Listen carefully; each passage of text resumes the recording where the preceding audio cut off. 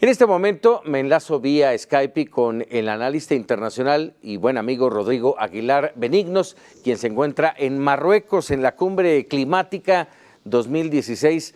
Hasta este lugar ha llegado el efecto Trump, pues en esta cumbre esperan que el presidente electo de los Estados Unidos cambie su postura sobre este tema, pues durante su campaña calificó al calentamiento global como un engaño, además de prometer cancelar el histórico acuerdo climático de París. Rodrigo, ¿cómo estás? Un gusto saludarte. ¿Qué tal, Paco? Buenas noches. ¿Cómo van las cosas en Marruecos? Bueno, pues aquí en el marco de la COP22, esta conferencia macro sobre el tema de cambio climático, que pues precisamente trata de la implementación de los acuerdos llegados el año pasado en COP21 en París. Bueno, pues ciertamente no es ajena esta conferencia importante, planetaria, sobre uno de los retos más importantes que enfrentamos como humanidad, que es el cambio climático, pues no es ajena a todo el tema de la incertidumbre y volatilidad que ha generado los resultados de la pasada elección en Estados Unidos. Como bien dices, pues Trump ha sido abiertamente crítico y escéptico de la existencia incluso del fenómeno del cambio climático. Y bueno, pues es uno de los temas que ha generado mucha incertidumbre. ¿Qué va a pasar? Sobre todo, repito, Paco, por el rol de Estados Unidos en el contexto internacional.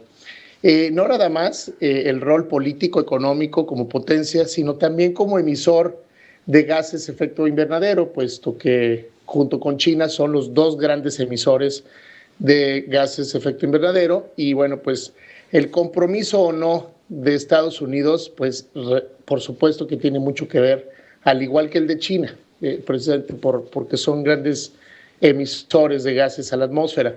Y sí, efectivamente, en las conferencias ha sido mencionado, ha sido ampliamente referido a Trump, pues como una, pues eso, con incertidumbre. Ahora, es muy importante mencionar que es un tema también ya muy avanzado a nivel internacional, es un tema muy estudiado, donde ya hay acuerdos, donde ya hay pues más de 55 países que firmaron los acuerdos de París, y va a ser muy difícil también echar para atrás este tema. Sí, probablemente se pueda ver un involucramiento menor de parte del Ejecutivo, pero bueno, ya hay mucho camino recorrido. Hay estados de Estados Unidos que han tomado un liderazgo muy significativo en este tema, como lo es California, como lo es Vermont, como lo es Washington State, es decir, pues la costa oeste, que prácticamente no votó por él, que están muy comprometidos con el tema, en Canadá, Quebec, Alberta, y ellos lo que están diciendo es, a ver, independientemente de que haya ganado Trump, nosotros vamos a seguir trabajando con estados de Estados Unidos en el tema medioambiental, en el tema de cambio climático, y pues prácticamente cámbiale la palabra nada más, ¿no? O sea, no digan cambio climático, pero hablemos de energía, hablemos de movilidad, hablemos de otras cosas, pero la clave está, pues quizá no necesariamente hablar de cambio climático, y podemos avanzar en los acuerdos. Bueno, mira, todavía no toma el poder, no toma la Casa Blanca, y ya Donald Trump está marcando agenda en Marrakech ya con este tema. Y yo hace apenas un par de días decía que genio y figura hasta la sepultura. Pues bueno, no ha cambiado su discurso. Después de la toma del triunfo el 8 de noviembre, bueno, el 9 de noviembre, 2:30 de la mañana, cuando hace su discurso un poco más suave, no tan agresivo, a partir de ahí, entrevistas, comentarios, sigue insistiendo sobre algunos temas polémicos que generó en su campaña. Así es, era de esperarse esta enorme incertidumbre que iba a generar.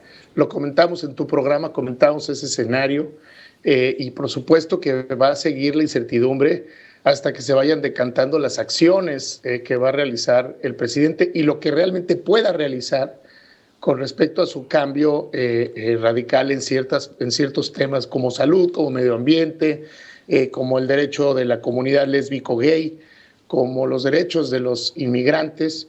Y sí, pues ciertamente vamos a ver a Trump consistente con lo que prometió a su electorado. Él tiene que conservar, digamos, esas promesas para ese electorado que votó por él, que hay que decirlo, no es precisamente la mayoría de los estadounidenses, ¿no? Precisamente por el tema, Así lo hemos comentado, del sistema electoral norteamericano. Entonces, hay mucha oposición, lo hemos visto en las protestas. Ya van 6 días continuos de protestas en ciudades como Los Ángeles, San Francisco, Portland. Y bueno, pues esto lo veíamos venir, pero yo creo que entre más nos estemos, digamos, haciendo la idea de que va a ser presidente de Estados Unidos e ir, digamos, trabajando los temas independientemente de sus visiones, creo que vamos a avanzar lo más rápido posible. Oye, por final, punto final, porque ya tenemos muy poco tiempo, Rodrigo, pero más allá de estas protestas, de esta oposición en las calles, que tiene su relevancia, pero que finalmente no cuentan tanto en la toma de decisiones, lo realmente importante será que esa oposición, que aparentemente no la hay, se manifieste en el Congreso. Así es, muy bien lo mencionaste, no necesariamente se refleja en cambios, pero ciertamente puede significar presión hacia el Congreso y una época nueva, digamos, en el tema de la política y de la política hacia las calles en Estados Unidos. Yo creo que vamos a ver surgimiento de estas protestas, de estas movilizaciones sociales, pues Paco, amigos, por el discurso de división que Trump ha tenido desde hace ya mucho tiempo. Esto generará una presión social. Esperemos que no llegue, y ese es quizá un poco el temor de varios analistas, incluido un servidor, que no llegue precisamente a actos o violentos o de ruptura social o de conflictividad social. Eso es lo único que esperamos. Rodrigo, te agradezco como siempre la desmadrugada allá en Marruecos y estaremos en contacto el próximo martes, ¿te parece? Claro que sí, Paco, un placer. Muchas gracias. Muchas gracias. Buenos días para ti.